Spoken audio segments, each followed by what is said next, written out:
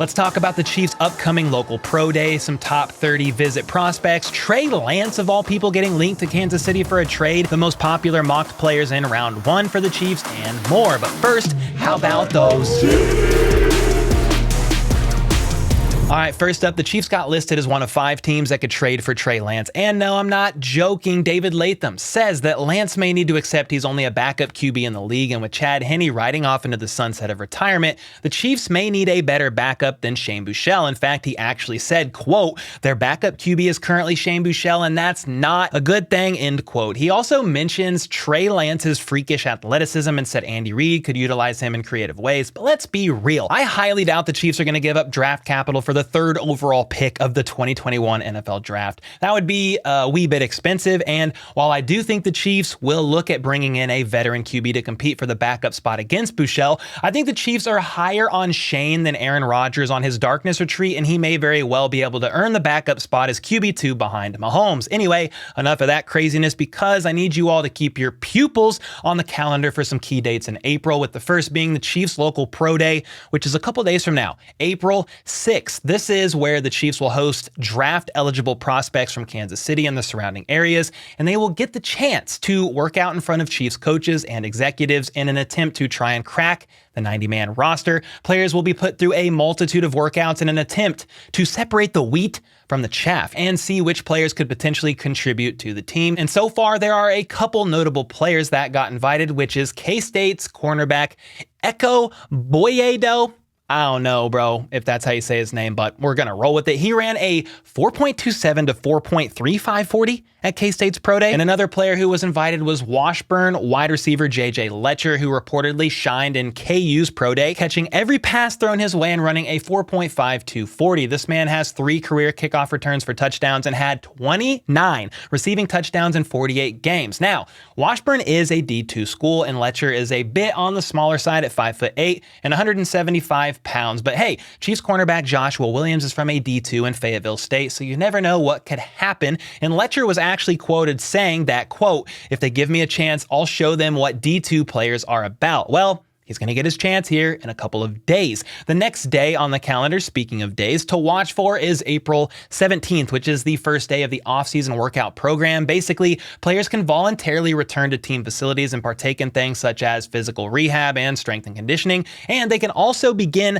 virtual meetings. Talking about the teams, they can begin virtual meetings, which is fun, I guess. Nice Zoom calls, getting ready for the upcoming season. Now, next on the calendar is April 19th, in which the top 30 visits must conclude. And on the subject of the top 30 visits, here's a little clarity for those of you who don't know. From March 7th through April 19th, NFL teams are permitted to host draft-eligible prospects at their facilities on what is called a top 30 visit, and that doesn't mean every draft prospect is projected to go in the first round or in the top 30. It just means that teams can have up to 30 allotted pre-draft visits. Some will be high-value prospects, others will be later rounds that the team is interested in, and some teams will even bring players in as a bit of a decoy, pretending interest, when in reality it's someone else that they don't bring in for a visit at all. Lots of chess moves and sleight of hand going on with teams during this part of the offseason, and these visits could include a workout, a physical, turn your head and cough, watching film with the player, just getting to know them a bit more, or all of the above. And with that being said,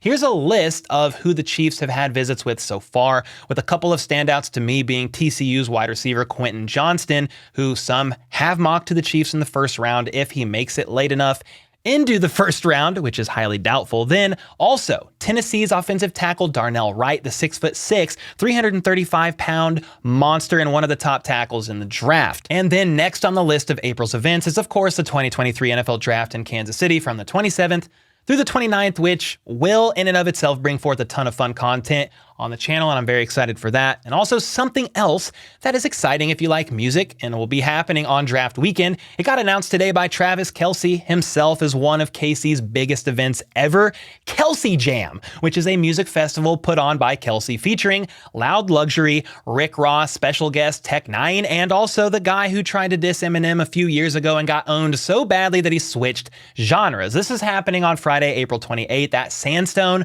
or whatever this is, Azura Amphitheater. It's Sandstone to me, but that's where it's happening, and more details in the description down below. And then more excitement as I've scoured the interweb at some of the top mock drafts. Here are a few of the most common players mocked to the Chiefs at pick 31.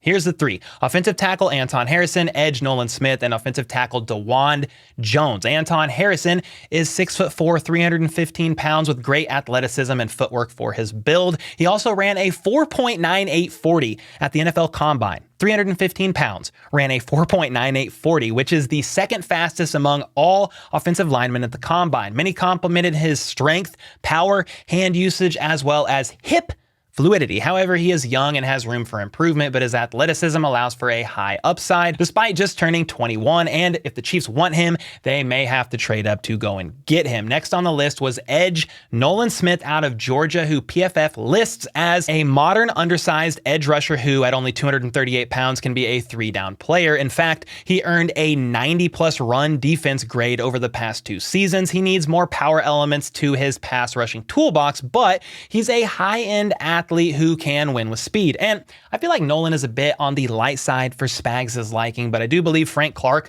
was under 250 pounds this season, so it's not completely impossible for Nolan to be an option here. The third most mocked player in round 1 for the Chiefs was another offensive tackle, DeWand Jones, who reportedly had a great showing at the Senior Bowl. This man has a 7'5" wingspan. Holy bird. He's one strong beast of a man, but has his prospect comparison to Orlando Brown Jr. from the 2018 NFL Draft. As a right tackle, that's okay with me. Is it okay with you guys?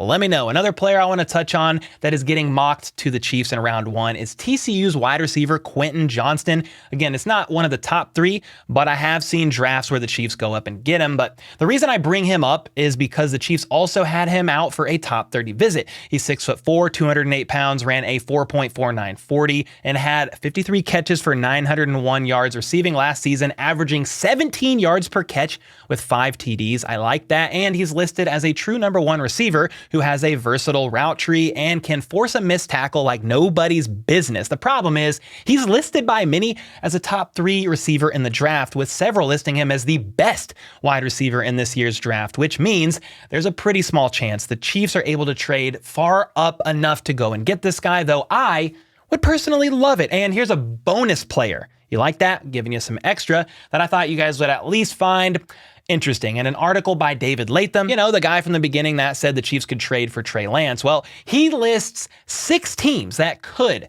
draft a generational running back prospect in Bijan Robinson, and one of those 6 teams were the Kansas City Chiefs. He said, quote, "The Chiefs have the best offense in football, and they've managed to do that without having the slightest threat of a run game. The Clyde Edwards-Helaire selection did not work out, and while Isaiah Pacheco showed some promise as a rookie, he's not nearly as good as Robinson. The Chiefs see the fewest amount of stacked boxes in the league, which means that a player like Robinson would be nearly unstoppable every single time he touches the ball. And well, if the Chiefs take a running back in the first round, I will definitely lose my mind like DMX and experience monumental trauma. However, Bijan is legit, and it would be insane to have him on the team. I just don't know if he's going to fall that late. I mean, he is projected later in round 1. I'm not sure, man, based on the Chiefs' needs, if they're going to go up and get a first-round running back when they need edge, offensive tackle, and wide receiver over that, in my opinion, at least if you're looking at round 1. So again, this would be a surprising move